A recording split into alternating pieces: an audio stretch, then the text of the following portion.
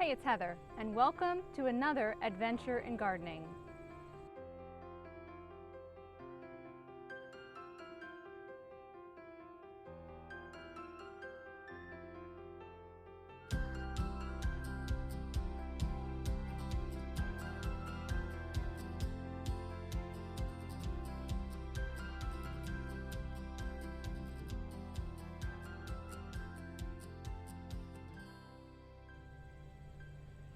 So in a few minutes we're going to be headed into the kitchen, and today we're going to be making elderberry jam. Now before you click off because you already know how to make jam, or maybe it's because you don't have elderberries, stay tuned.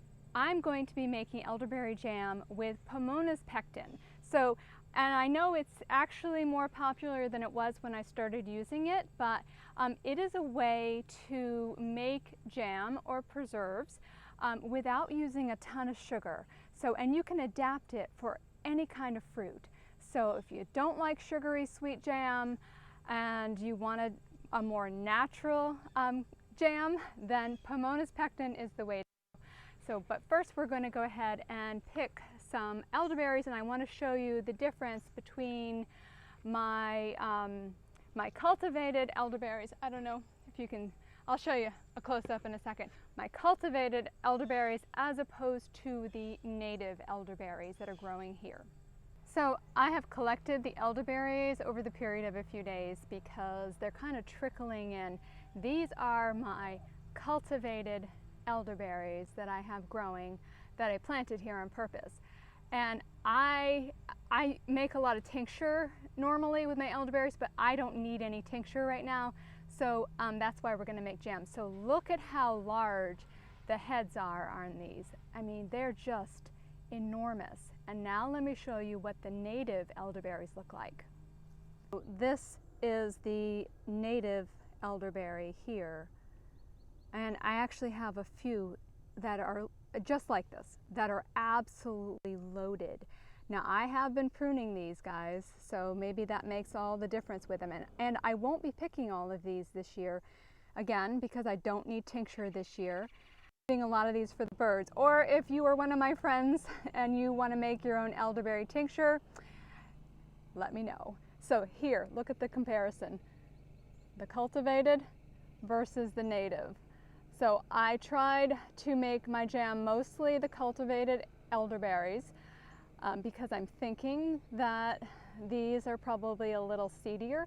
Although I bet you as far as medicine goes, there's more medicine here than here. I don't know. So let's head on into the kitchen. So welcome to my kitchen. Last night as I was getting ready and prepping for to make jam today, I realized I had a jam mentality. And my mentality was always, when my daughter was little, we made a lot of jam because we would make fresh yogurt and in big batches, and we would mix our own jam into it. And then as she got older, she didn't like jam anymore. And I was the only person in the house that did like jam, so I stopped making it instead of making it in small batches. And then I started buying it, and it was just so sugary sweet, and so I would just put a little tiny bit in my yogurt. But I realized that I'm a person too, right? And so it's okay to just make small batches just for me. So hopefully this is going to go rather quick. I've got the jars outside sterilizing and boiling water, and I think the longest part is going to be getting the elderberries off of the stems. I have done much research on elderberries, and they are for me. I like elderberries. I like elderberry tincture, and I do take it. And so you're not supposed to eat unripe fruit, the stems, the leaves, or any other part, just the fruit. So I'm going to use a fork, and hopefully I'll be able to get them off easily. So Pomona's. This is Pomona's, and I like it because you can either go very low sugar, because when you are doing safety in canning matters, okay? Following the recipes, don't try to use the regular Sure Gel and use less sugar. I don't know, maybe you can, I don't think so. I think It's been so long since I've done my research. I just know this. I know my way, okay? So I'm going to tell you the way that I do it. And so I like the fact that I could either go low sugar, or I could use honey, or I could use another alternative type of sweetener. And so in the packet comes, it's a citrus-based pectin, and also some calcium is in here. So the calcium is important to help the jam set. So you make calcium water, and I made this last night, and you can store it in the fridge and it'll last a really long, it'll last the rest of the summer, okay? And because you're just gonna use a tiny bit. So you need fruit, you need lemon juice, and you need calcium, and you need some kind of sweetener. So today I'm gonna be using honey.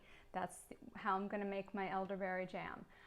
So so here's my big pan. This is what I have. Okay, I'm gonna give them a good soaking, because I noticed there's a lot of critters in here that have been coming out. Some assassin bugs and some spiders, and so I'm gonna give them a soaking and rinse them, dry them, and then we're gonna start taking them off the stems.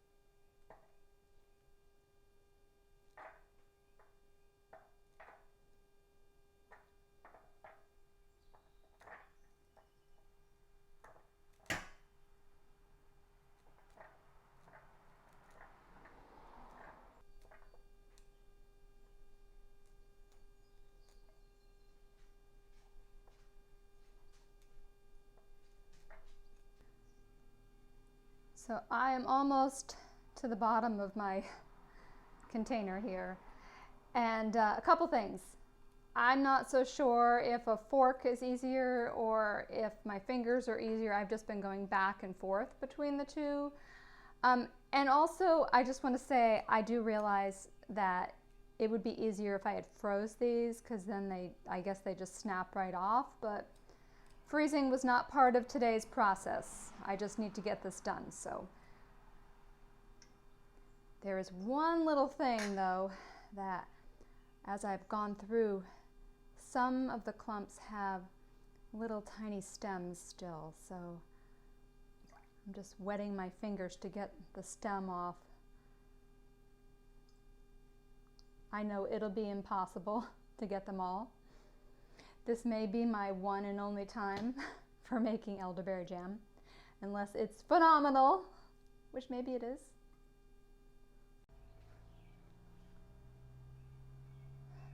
Okay, so let me tell you one thing that has become perfectly crystal clear to me.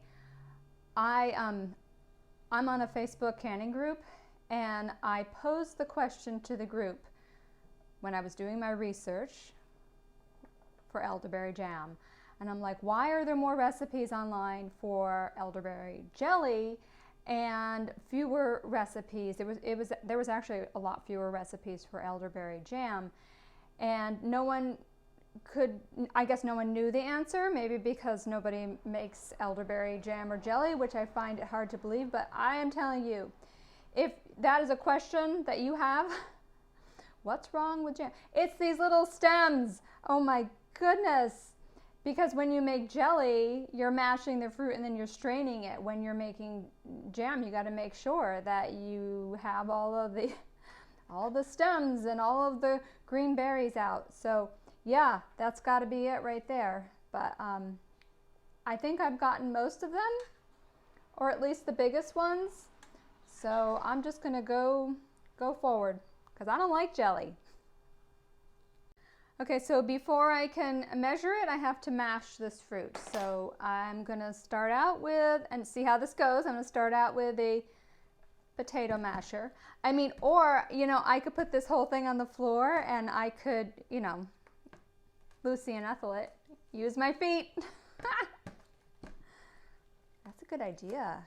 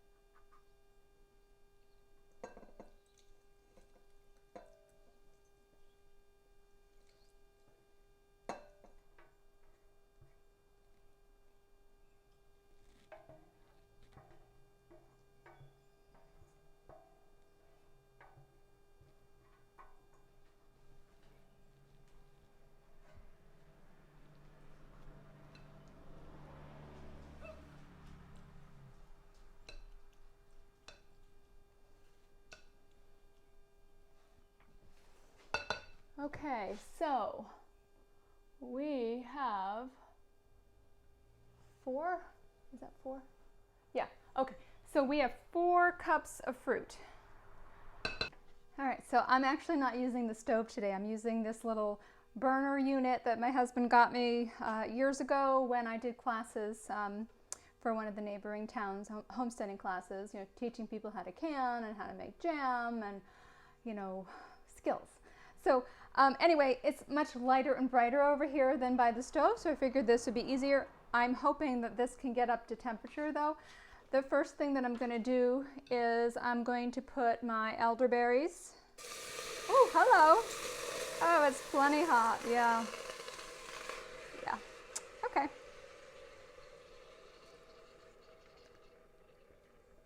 This is my first time cooking. Okay. So the elderberries are in there, and now I'm going to add the lemon juice. So I've got 4 cups of mashed, almost all mashed, but not quite all mashed, elderberries.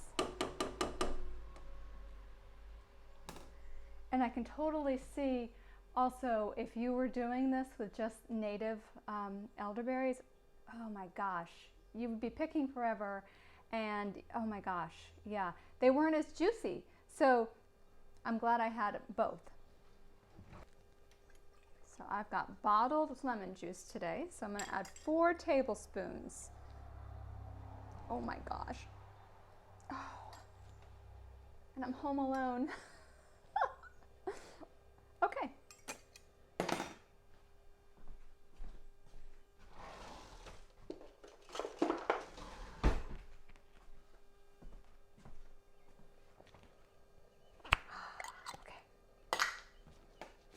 All right, so 4 tablespoons. 4 cups of fruit. 2, 3, 4.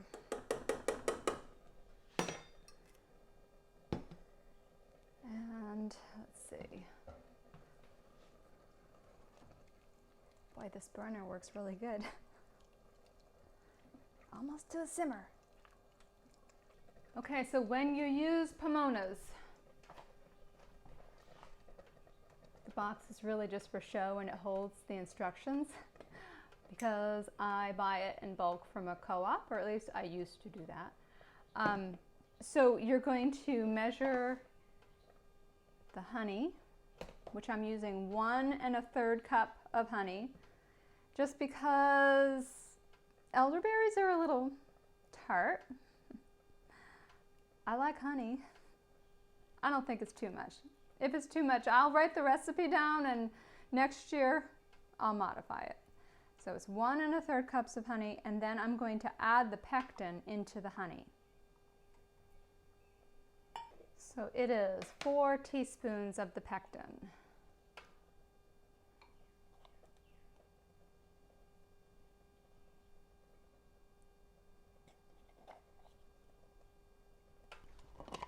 Forgot to add my calcium water, so 4 teaspoons of calcium water.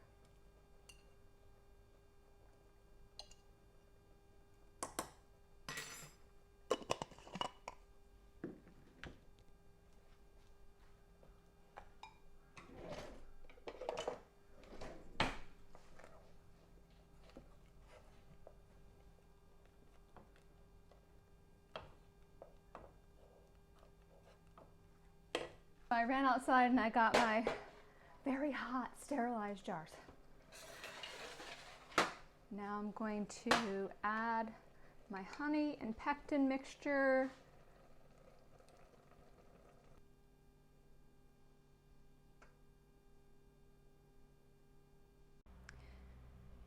And as soon as it returns to a boil, you remove it from the heat. And I can start filling my jars.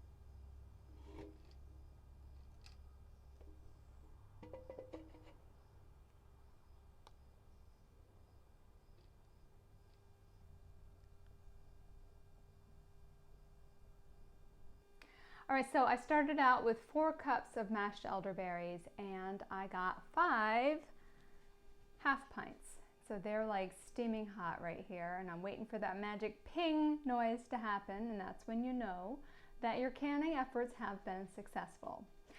So here are my elderberry jam takeaways. Number 1, I like elderberry jam. It was a bit of a, well, I wouldn't say hassle. It was a little more labor intensive than other jams that I've made because you had to separate the, the little stems and stuff. And plus I had to wait a couple days to have enough ripe fruit, which hopefully in time I will have more elderberry plants and that won't be a problem. You can see I reserved some of the jam here to just put straight in the fridge. I did not process it.